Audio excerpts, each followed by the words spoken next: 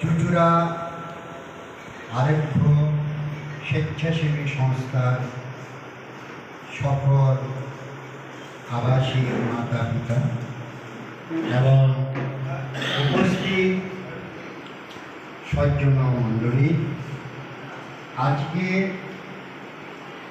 চুচুড়া আরোগ্য ভবনে উদযাপিত হতে চলেছে মহান কিংবদন্তি শিল্পী কিশোর কুমারের ৯৫তম জন্মবার্ষিকী। কয়েকদিন আগে ৩১শে জুলাই আরও একজন মহান সঙ্গীত শিল্পী মার্জনা করবেন মোহাম্মদ রফি প্রয়াণ দিবস পালিত হয়েছে। যাই হোক, প্রথমে আমাদের এই চুচুড়া স্বেচ্ছাসেবী সংস্থার প্রধান কর্মধার, এটা হচ্ছে আমাদের কারবালা মোড় বিবেকানন্দ সার্বজনীন দুর্গাপুজো কমিটি। কারবালা মোড় লেখা আছে, দেখেন, সার্বজনীন বিবেকানন্দ ক্লাবের পক্ষ থেকে, অর্থাৎ যেই ক্লাবের সৌজন্যে আমরা কারবালা যে বিশাল দুর্গোৎসব মঞ্চ প্যান্ডেল আমরা দেখতে পাই, বিবেকানন্দ ক্লাব, যা তারও মেইন পরিচালক আমাদের এই ইন্দ্রজিৎ বাবু, যিনি ঘটনানৈতিক পরিচিত, তার জ্যেষ্ঠ ভ্রাতা এখানে উপস্থিত রয়েছেন। যাই হোক, বিষয়টা হচ্ছে আবাসিক মাতা পিতারা এখানে আছেন। আপনাদের জন্য প্রতিদিনই এখানে অনুষ্ঠান হয়, আপনাদের বিনোদন দেওয়ার জন্য সকালে বিকালে বিভিন্ন সময় ধর্মপাঠ থেকে সঙ্গীত, কিছুদিন আগে একজন বাউল সঙ্গীতকে নিয়ে এসেছিলেন। তা আজকে মূলত বিশেষ করে কিশোর কুমার একজন মহান শিল্পী, আমাদের বাঙালির একজন গৌরব।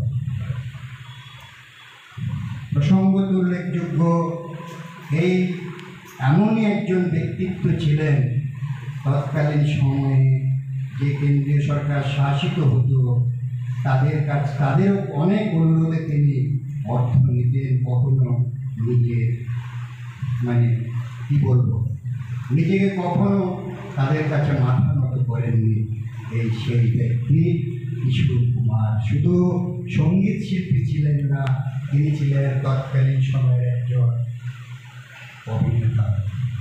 আর অনেক চলচ্চিত্র আমরা দেখতে পাই, কত হাসি চলচ্চিত্র।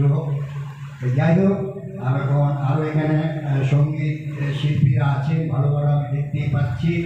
আমি খুব সংক্ষিপ্তভাবে শেষ করলাম, হয়তো ওনার সম্পর্কে বলতে থাকলে অনেকক্ষণ বলা যাবে। আজ চুচুড়া আরোগ্য সংস্থা একটি সাগর।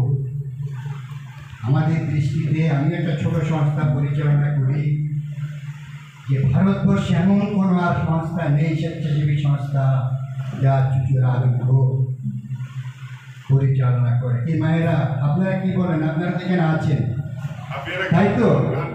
আমি তো কিশোর কুমারে, আমি গান হচ্ছি সঙ্গীত প্রেমী। আমি দুটো উপলব্ধির গান, ওনার জীবনের উপলব্ধি। তো আরেকটি কথা, এটা কেউ আমাকে মার্জনা করবেন, ঘটনাক্রমে তিনি ৪র্থ পর্যন্ত বিবাহ করেছিলেন। এটা জানেন কিনা আপনারা জানি না। তার প্রথম স্ত্রী হল আমাদের বাঙালি গুহ ঠাকুরতা, দ্বিতীয় স্ত্রী হল আরেকজন মহান শিল্পী, চরিত্র অভিনেত্রী মধুবালা, তৃতীয় লীনা চন্দ্র ভাস্কর, আর চতুর্থ যোগিতা বাগে। এবার এই যে উপলব্ধিটা উনি সঙ্গীতের মাধ্যমে ব্যক্ত করেছিলেন, একটি করে লাইন আমি, যেহেতু সাহেব বললেন, আমি একটি করে লাইন এখানে করেছি। জড়িয়ে ধরেছি যারে, সে আমার নয়, আরেকটা গান হলো তোমার বাড়ির সামনে দিয়ে আমার মরণ যাত্রা নমস্কার, আমাকে মার্জনা করুন।